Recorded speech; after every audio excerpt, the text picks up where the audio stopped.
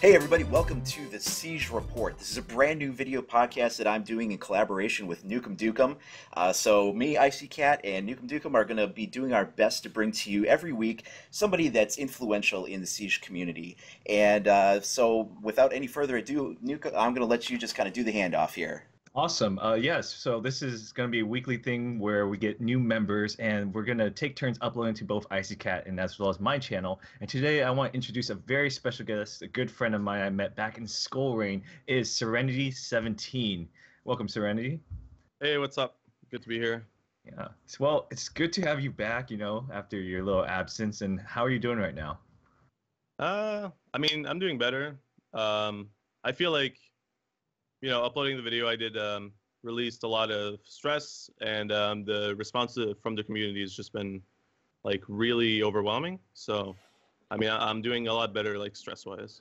Yeah, I think your video is perfect because a lot of people don't understand like how hard and dedication a lot of us put in some of our content or what we do and how stressful it can be and what it kind of does to us.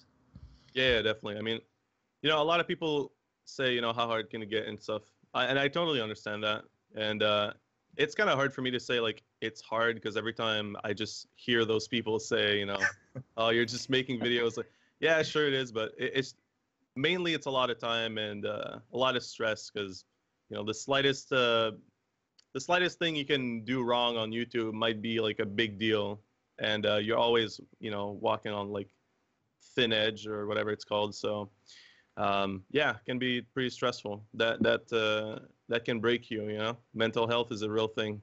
Yeah, It definitely is. Now, there's tends to be a lot of stigma that people have with talking about things like, depression or just as you say, some of the mental health things that can kind of come with being under so much stress all the time.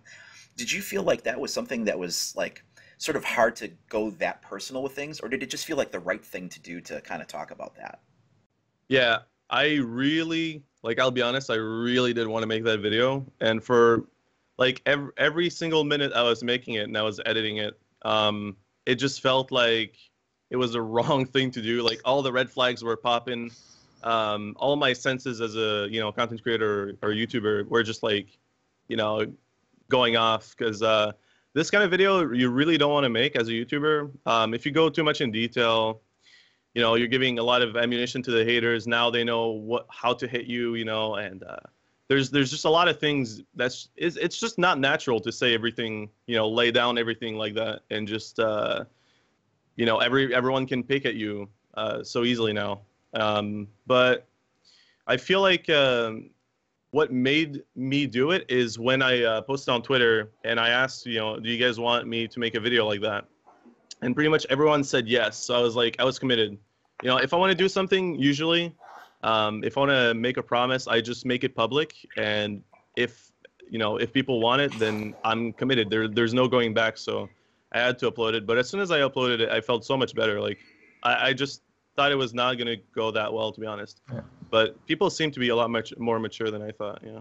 Yeah, it was a amazing, overwhelming, positive response to the community. How much like we care about you and tough times. I made a video like, hey, we gotta know what's going on, support this guy, give him some love, and it's just overwhelming to see how incredible it was. Like I've been doing this for 6 years, and the stress gets to me all the time. I was constantly traveling. I don't know how Icy Cat does it. Like you have family and kids and another job on top of this. Yeah, I do a full-time 40-hour-a-week job. Plus I have, like an hour commute each way. So add that on top of the time I'm gone. I've got, wife and 3 kids, and there's some special needs that are in the mix with that. So for me, like you guys are like very professionally, like this is your full-time gigs, so to speak. This is where you invest all of your time. For me, I kind of squeeze it in when I can. I only get to play Rainbow Six like, between 4 and 6 hours a week. And then I can make a video or two a week off of that. And that's kind of like, I'm making these videos like on my lunch break at work and stuff. So I squeeze it in where I can, but Yeah, for sure. But yeah, you're moving in with a couple other YouTubers and close friends soon, right? Yeah, I'm moving in with Bida and Noob in like 6-7 days. I think that's gonna be great for us. I'm gonna be able to really make my time efficient and not wait for the other people or just like waste my time really. So I feel and just be able to plan better. So right now I'm just focusing on making my time more efficient rather than just putting a raw amount of time. You know, 16 plus hours a day. I was not always efficient, obviously. I'm pretty sure I could do this in a lot less time. So hopefully that's going to help. And just moving in with your friends is fun. Like, it's not only for YouTube. It's just like, you know, it's going to be a cool experience. So ever since you made that video, have you been like taking less time working on stuff now? Is it like 8-hour days or?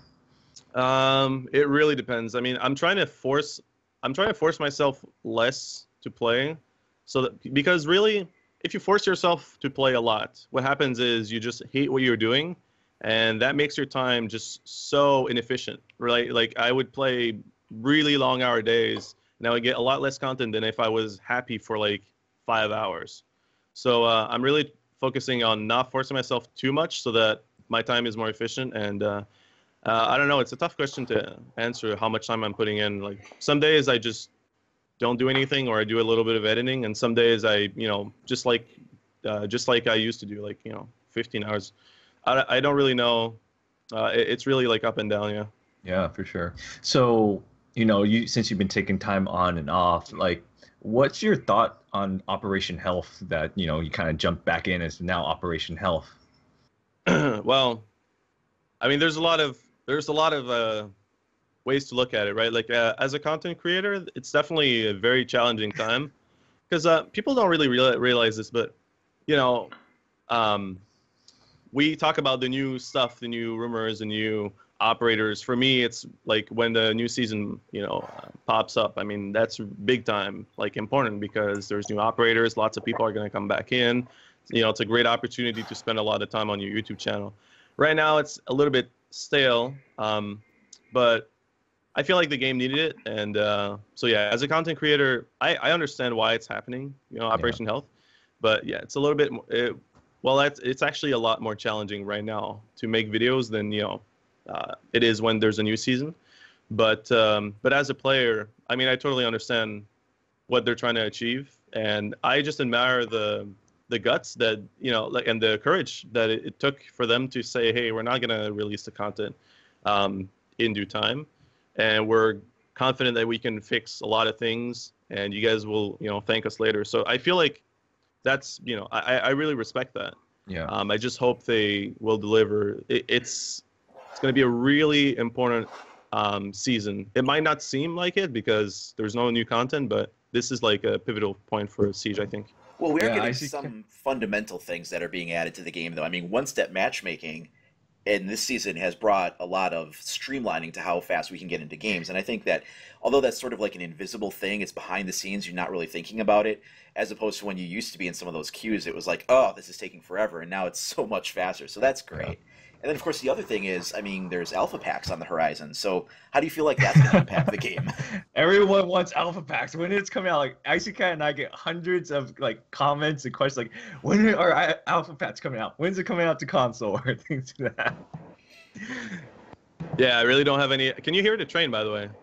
Just a little bit, yeah. Just a little bit. Okay. You're good, though. Okay. No, I really don't know when they're going to come out. I just hope there's going to be a lot of new skins, because right now it seems like the skins that are going to be in the alpha packs are like old skins, and I already got all of them. But, you know, I understand why new players would be really hyped for it, because they don't have them. Like, I don't know. I think that's cool, you know, like more progression, and just skins in general is cool. Like, it makes you, you know, feel a lot more unique, and you can customize your stuff better. I mean, that's awesome, but I don't know when. Huh? Sorry? You can't play good unless you look good, right? That's right, yeah. Sure. Yeah. I know, people are like so excited, like, we can finally get Black Ice skins again. And it's for me, alpha packs is like, yeah, alpha packs are cool, but it's like the more important stuff is like the hit rate, the several tick rates, the one-step matchmaking things. But, you know, that more people seem to be excited about alpha packs, which I think is funny. Yeah, I mean, I think people are really excited about hit reg and stuff. It's just, you know, it's just like, it's been forever, so that's why they've been talking about it for a long time. That's why it doesn't seem like there's a big surge in people wanting a hit reg.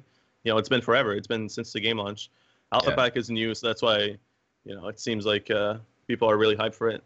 Yeah. So another thing with Operation Health coming is they made a commitment to not make any major cosmetic changes to like the visual effects of ways some of the operators would work. We've been kind of used to getting like the mid-season reinforcements, which would rebalance existing operators.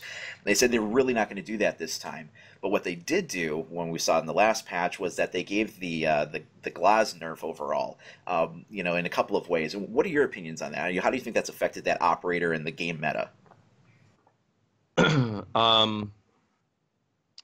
I mean, the way they nerfed it was really weird. I feel like it's just, I don't know, it was a little confusing.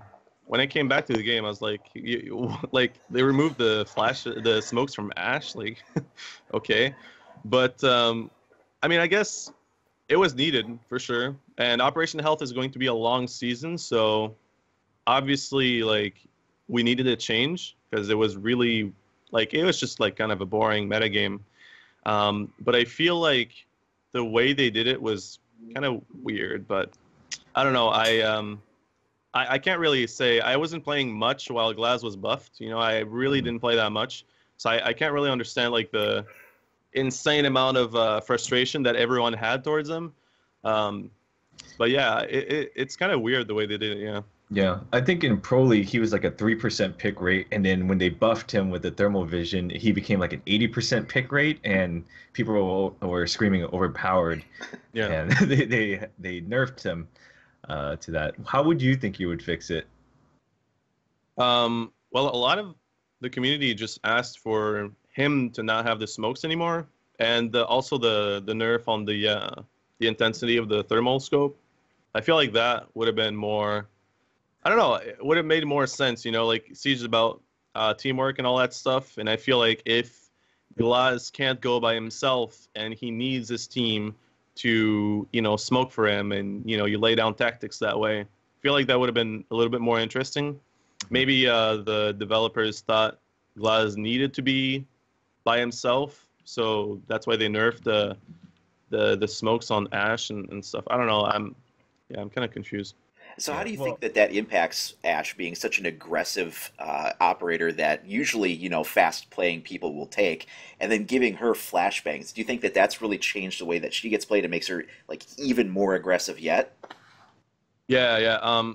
Well, in Pro League, Ash was really good at like she would like smoke things for other people because she's, you know, she's a fast mover and she's good at peeking, so she can get places a lot more effectively. So that was her role, really, like smoke stuff. That was like a big part of her role. And but for the matchmaking, I feel like yeah, like Ash is so much better now. You know, she can get into rooms a lot easier than other characters because she has, you know, she's a 3-speed and she has a really small hitbox. And if you drop shot on top of that, I mean, your hitbox just goes into the 4th dimension. It's insane, you know. So so she can really clear out rooms easily, like much easier than other characters. And now she has flashes. Yeah, it's kind of tough to deal with her.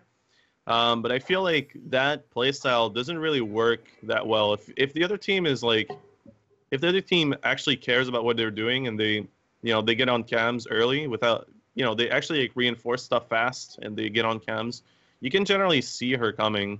You just have to know that it's you know, it's something that she might do, because it sure is like really surprising the first round, but after the second round you should really like know how to shut her down because it's pretty easy to do. So Well, another thing keep in mind about the Glaz situation is that most people play this game on console. It's probably like an 80% console-based game, and people don't really use to talk to each other or really teamwork compared to like more of us PC players where we have mics and keyboards to type out to each other. Maybe that's why they make Glaz more like a standalone operator. Instead it's just adjusted to the Pro League setting or a higher play, right? yeah, I feel like developers just thought of Glaz as like this sniper that's by himself and he's gonna push whenever he needs to, and he's really disconnected from his team. That's why it would make it so much easier for them to just like keep, you know, give him his smokes, keep the smokes, and remove it from the other characters. But in reality, Glaz is really not that far away from the other characters on most maps. Of course, like on plane, he's far away, but I feel like, yeah, I feel like, I don't know, maybe the developers were thinking of him in a different way that he's actually being played. Right. Yeah, I'm not sure. Okay. Well, there's a major content update that's coming up. I think you made a video about it, Icy Cat. You want to talk about that? Well, yeah, I don't know if how major it is. We just know that there's one element being added to a. It's kind of like a incremental update. It's not the 2.2.2 one yet, but we are getting some fixes to the way Hibana works, and they're changing the way that her gadget functions as far as like the they call it the net objects, and having those become streamlined and making it so that she doesn't have those like glitches and hangups where her gadget wouldn't function properly. So that's like one example of something we're seeing, but we don't know what else is going to be in this patch. So I mean, like, what do you think about like what's being worked on with her, and what else might possibly be coming in that? Yeah, it's been a while, and I'm happy that they're fixing Hibana, but I don't know. Let's say realistic. Maybe they're gonna mess other things up. Like, it's been happening. It's fine. It's fine if they do. It's fine. I'm just really like careful, now. But I'm like, if they fix Hibana, I'm all for it. Like, this is great. Hibana. There's been so many frustrating bugs with her, like, since she's been launched, really. So, yeah, I feel like that would be great if they actually, fix all of that. And yeah, it's a great thing to focus on in Operation Health. I just hope they do something about the servers. I don't know when, and I don't know how long it's gonna take, or like how hard it is for them. But yeah, I just hope they will focus on that very soon. Yeah. Yeah. So what's the details? Like, I heard that they're changing host or client side. How they exactly fixing Habana? I don't know. I just heard they're gonna make a lot more things server-sided, but Okay. then I've heard some people say it's already been like happening. It's already done. Do you guys know like if those changes have been made, or? From what it seems like on our end, it looks like a lot of the things over the course of Operation Health are being set up so that they're happening. Some of them are coming up in actual title updates. Others are sort of happening like as they get deployed on the server side and don't need an update. And they may not necessarily be telling us what's going on with that. Like when they do the 60 tick rate servers and some of those, it's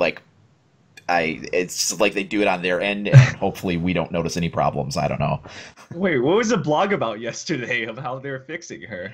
So the way that she works is that every operator has these things called net objects, and they report the state of a position of the player or a gadget or something that they're doing in the game world. So, for instance, Hibana would have a net object associated with her character's position in the map, then another one associated with her launcher, and then each of her pellets that she launches is another net object, and of course she can launch, up to 18 of these pellets. So she winds up getting, like a dozen, or more of these net objects at a time, and no other operator in the game has all these individual little points that they need to track for their position. And so I guess she was causing some major glitches with that communication of all of the states of those things at the same time. Mm-hmm. That makes sense. Yeah, that makes a lot of sense. There's so much that goes into making a video game, and I can't pretend to understand any of that. So, man, I understand. And Operation Health must be kind of hard to explain to us because we don't know anything about programming, and it's not like the flashiest thing ever. Like, oh, we've bumped, like whatever, like the capacity of this like thing you just explained. Like, it's not flashy. Like, people don't really care about that stuff. So, yeah. I totally understand like why it's been kind of hard to understand what's going on. I'm not blaming them for that. Yeah. All I hope in the Operation Health, like they fix a lot of things, and the backlash from the community, let's say like things break and they keep putting more patches. I don't know how they're gonna be looked at once something else breaks and it's like, we spent a whole season off for you guys to fix this and it's still broken. Yeah, it's like I said earlier. I really appreciate the risk they took and the confidence they had to just go ahead and push that content out. Push that content a lot further into the year. But yeah, I'm just waiting for the results. Let's see how it goes, and let's just take our time to see the situation.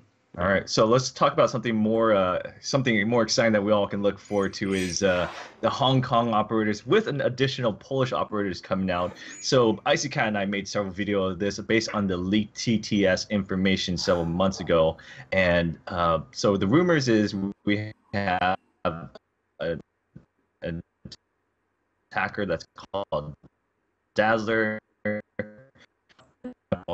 and some things we saw for Dazzler is Dazzler might have a mind that disoriented effect. Like if you cross it or get near or it can trigger it, it might like blind you like Echo. I don't know. Is that close enough, Icy Cat? Yeah, well, there's also a little bit of confusion as to what his gadget actually is because they also like data mine some other kinds of mines, and some of them seem like he has some, but some of them seem like maybe they're like a new category of secondary gadgets, and so it's hard to tell which ones are which. It's all data mined, so we don't know. Yeah. So what's your thought having Tacker that has some type of mind that can disorient people? Um, Man, if I can slow Ash down, that would be great. That would be just awesome. Well, Dazzler's an attacker though. Oh, okay. I don't know. Okay, well then. I think he's an attacker, right? Or she's. I don't know how that's gonna work. An attacker with mines. Yeah. Like replacement claymores, or I suppose it would be like maybe an anti-roamer kind of a thing. yeah. Well, do we think Dazzler is an attacker or a defender? I think it's attacker. Based on what we were seeing in the data mine, it seems to be an attacker, but it's not confirmed 100%. What we were seeing for Caltrans seemed to be more defensive oriented, and there was also some things with like weapon suggestions and things like that. So we think that Dazzler's an attacker. Yeah, we think it's an attacker of mind disorientation ability.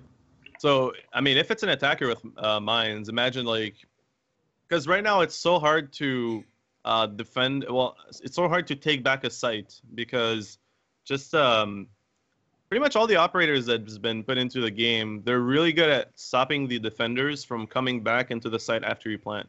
Like Capitao was really good at stopping them. You know, Blackbeard, all that stuff. So if there's an operator with mines, it's going to be even more about the pre-plant than the post-plant. Because right now, like as a defender, it's really hard to take back that site after the attackers have planted. So yeah, I don't know how that's going to work, but you think Ubisoft that would be really different, yeah.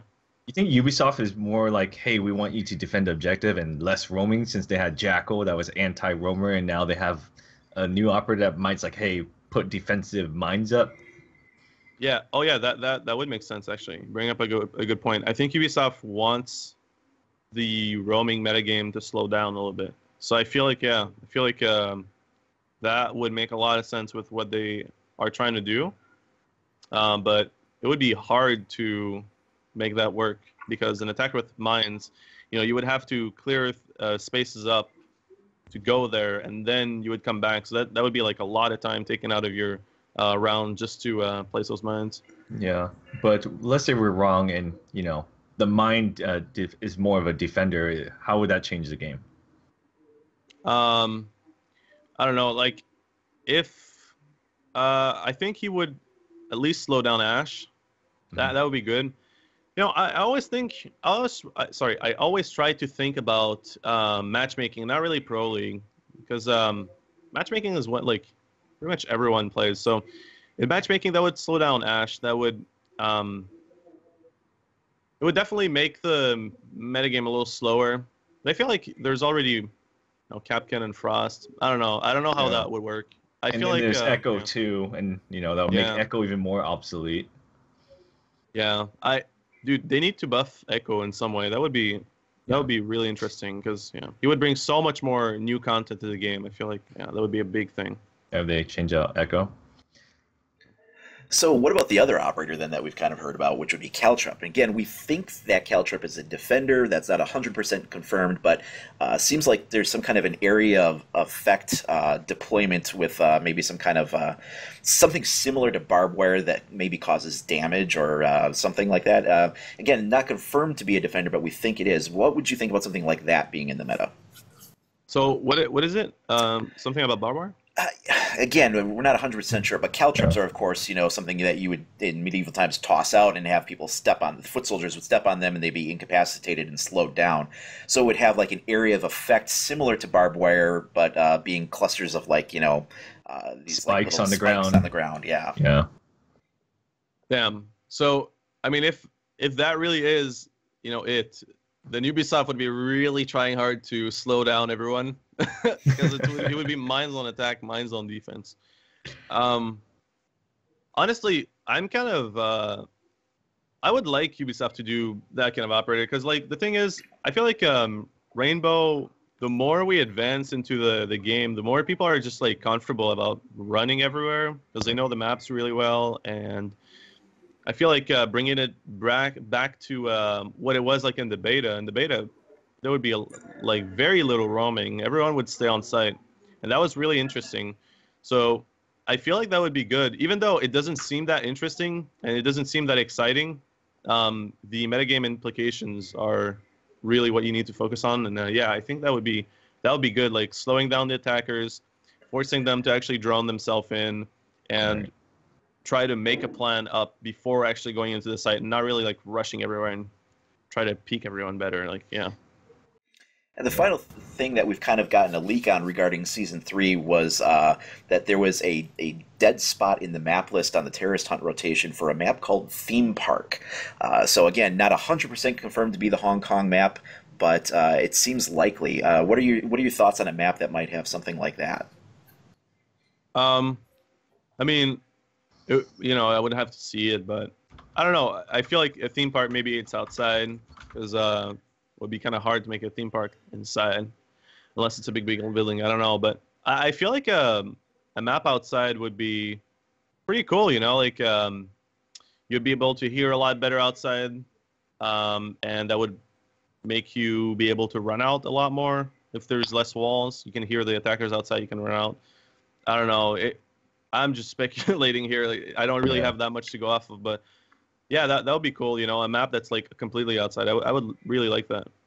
Yeah. Well, Hong Kong actually does have Disneyland and some theme parks, so it'd be interesting what kind of things they do. It'd be fun if they have like a little side game where you can like shoot off like a couple of things and get a prize. Like in Favela, how you can knock the soccer balls around and make a goal. And it makes and someone yells goal, you actually make a goal, and yeah, just like in Coastline, there's a pool table, and that it actually works really well. But it's client-sided, so you can't play with pool with your friends, though. Oh, yeah. Well, maybe in Operation Health.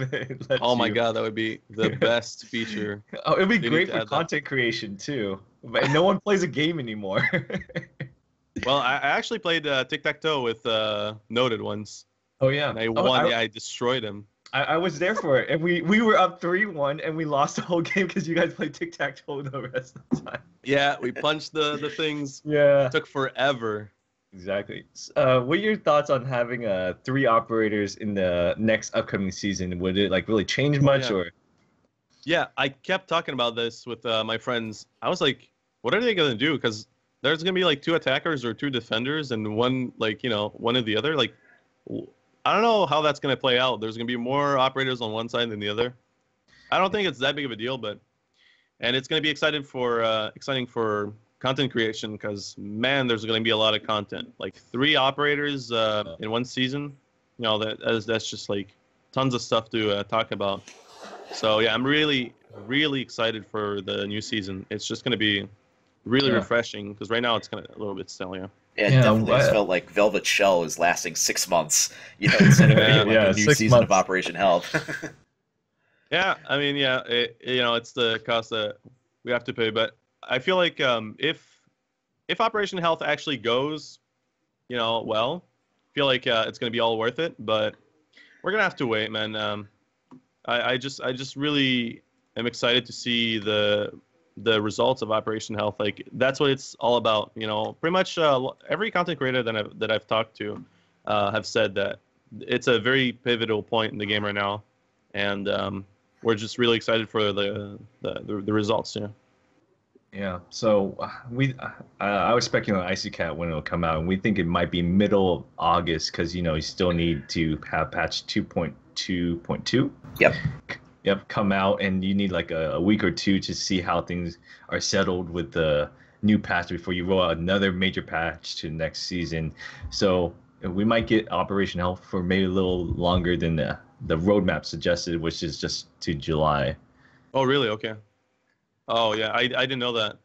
Yeah, they've been pretty constant with their 3 months or 2 months or whatever it's been. Um, but yeah, if they take longer, sure. Whatever it takes, man, to actually get stuff done. I really hope they just actually get stuff done. And but you know, it seems like they are, and I'm just giving them time. I don't want to give them shit. Like a lot of people have been giving them shit, but Yeah. it's just so easy to do that. But you also have to take into account, you know, it takes a long time, and let's just see, you know, at the end what it looks like, what it actually looks like. But yeah, if it takes like half a month more than we thought it would, I mean that's fine. Yeah. Okay. Yeah, definitely. Well, Serenity, thank you so much for joining us. Can you real quick tell anybody, I mean, so many people know who you are already, but just for those who might not or are kind of new to some of the things that you do, can you explain like all the various places that people might be able to find you? Yeah, sure. You can find me on YouTube. I mainly do YouTube, Serenity17, and on Twitter, 17 Serenity17. I know it's confusing, but someone stole my. And try to sell it back to you yet? Yeah, I don't know. There's no way to contact them. God, it's so frustrating. But yeah, and you know, I mainly do YouTube. Right now, I've been you know, slowing down a little bit, but I'm excited for the new content because 3 operators and a new map. That's going to be really refreshing, and I'll get back into it. Well, you know, full on. For sure. Thank For sure. Much. Glad to see you're getting back and things are working out a lot better for you. Thanks, man. Yeah. So this week it's going to be both on both our channels for this podcast. Next week, I believe we're going to start rotating it between Icy Cat as well as my channel. I believe is week 2 on yours, Icy Cat? Yeah, so the way we'll do this is we'll figure out which one of our channels it's going to be on next week. So this one, as you said, will be on both of our channels so that both of our audiences can kind of get used to that. And then for the next episode, we're going to do this every week. And so between you know, Newcomb's channel or my channel, you can go there and check out and find the latest information. And we'll definitely be trying to bring you, you know, all of the kind of, you know, prolific people that are in the community and involved with the game and news and information. So definitely going to be a really great thing, and looking forward to being able to kind of make the Siege Report something that's a staple in the community. Yeah. All right. Well, thank you, gentlemen. Have a good one. Thanks.